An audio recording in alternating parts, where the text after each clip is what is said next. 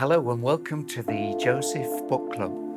And I'm Tony Clarkson. And I'm Michael G. Reccia. And we're discussing aspects of the book Trance Mission. And the book Trance Mission is a collection of live performances by Michael and Joseph.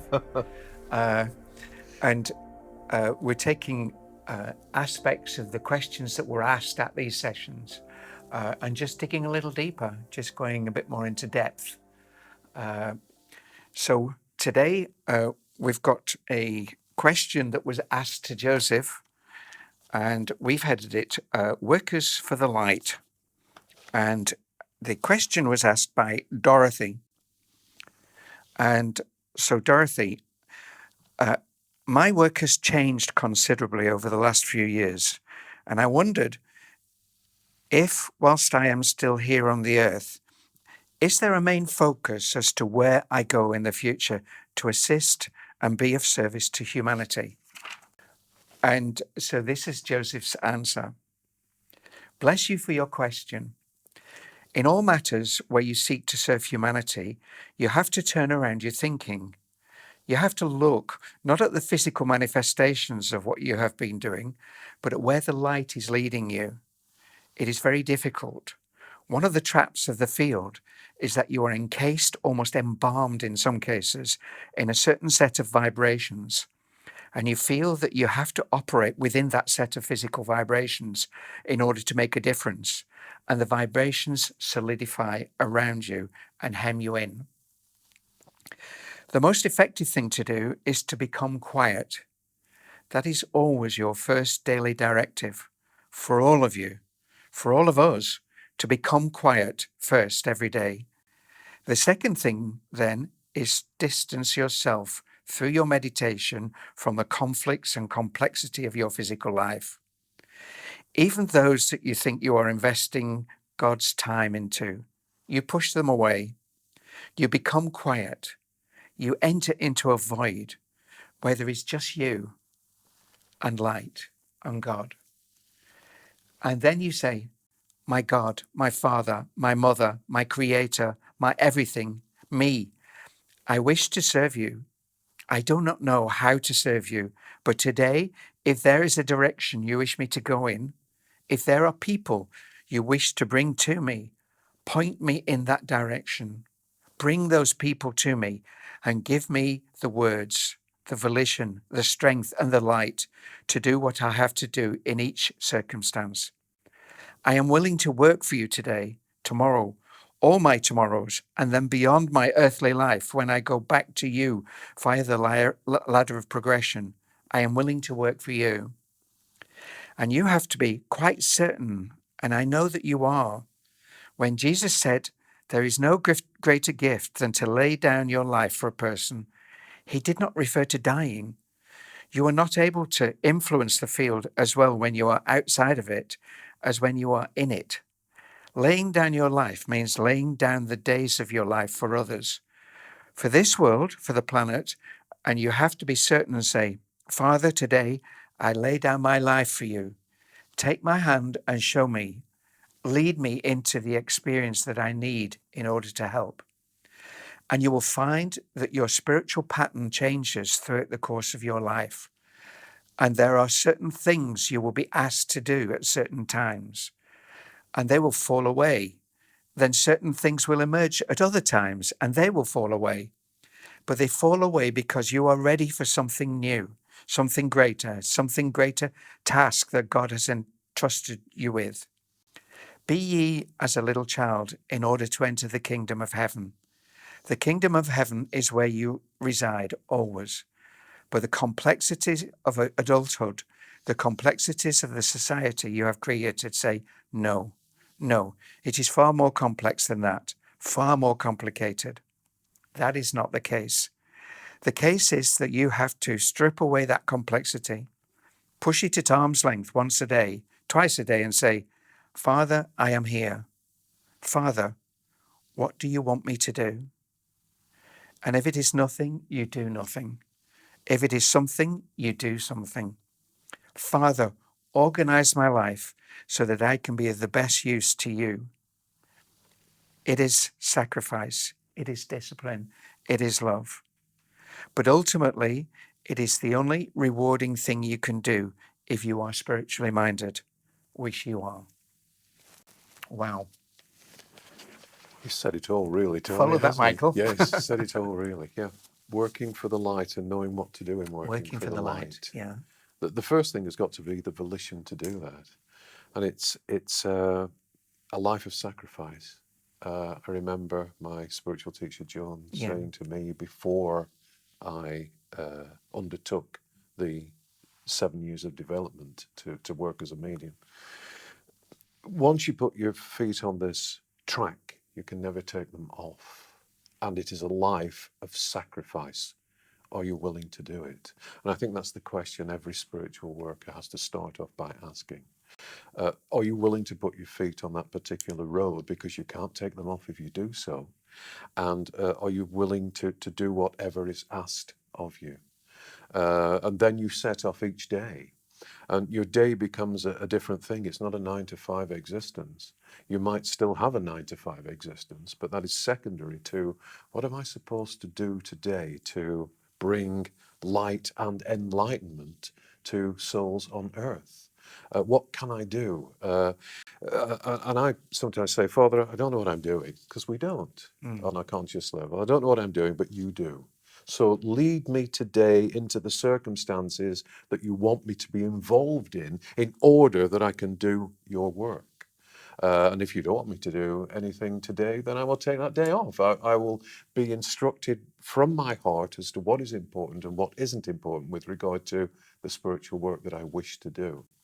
And it's not a matter of moving mountains sometimes. It's a matter of saying something to somebody that makes them feel better, or gives them the advice that they're looking for, or gives them the comfort that they need, or being aware when someone is in need and needs a few words, or perhaps not even words, perhaps just sitting next to them and giving that light to them silently. They're never aware that you've given it to them, but they feel better and they feel guided.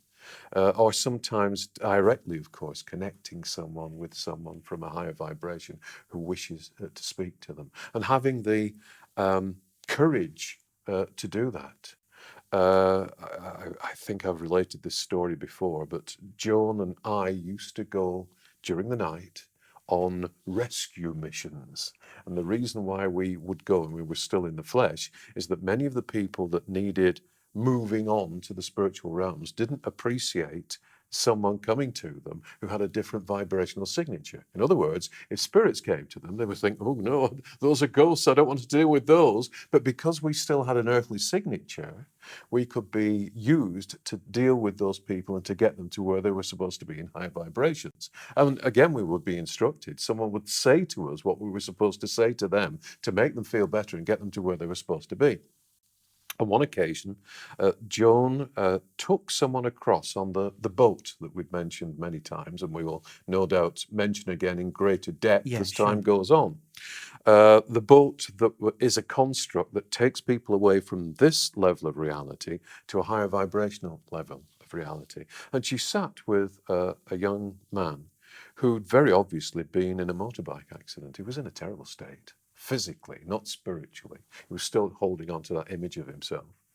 And she said what she was supposed to say to him, and they got to that far shore, that departure point in the higher vibration. And the person who was working with John said, now, how deep is your faith? And she said, why? She said, because he's coming back with you, and you're going to have to convince his parents that he's not dead. So the boat turned round, and the young man was still sitting on the bench next to her on the top deck of this boat. Oh my goodness! And she, the guide asked her to ask him for details of what his name was and where he lived. And he gave her those details. They got back to this side of reality. Joan found herself back in bed, woke up, and she said to her husband, "Oh my goodness, Jack, I've got something to do. I've got to say to the parents of this boy who thinks that he's dead, that he's not dead." And she was staying with a friend of hers at a seaside town at the time, and the address that she'd been given was not far away from where she was staying. And Jack said, well, John, if you've been tasked to say that, you'll have to go and say it. So they drove off to this address, knocked on the door, and a man came to the door, and she said, are you Mr. So-and-so? And he said, yes, I am. I've got a message from your son. He's not dead. And he said, you raving lunatic. On your bike. Go away. We've just been told that he's died. The hospital's rung us, and he's dead. And as she thought, well, there's nothing more I can do. But as she was turning away, there was a voice from inside, a lady's voice that said, let the lady in. Let the lady in. And it was this gentleman's wife. And Joan was asked to come in. And she related what she'd been told about the young man, and that he was still alive despite what people were saying about him. And the lady said, well, we've got to go to the hospital. We've got to make sure, just to make sure. If there's a chance that he's alive, then we have to take that chance. We've got to take that opportunity. So they drove with Joan to the hospital, and the young man had told Joan where he'd been staying, the bed and the ward number. Wow. And so they went to the bed and the ward number, and the bed was empty. And Joan thought, oh my goodness, I'm wrong. But then they asked a nurse where the occupant of that bed was, and they said, oh, we moved him a little while ago, and he's in such a ward, and he is alive. We thought that he died, but sometimes that happens. Wow. All the signs go, wow. and then miraculously they come back. Wow. And so you can imagine that the mother and the father, the joy that their son was still alive, they went to his bedside with Joan, and the young man came around, looked past his parents and said, it's you. You're my angel. It is you, isn't it?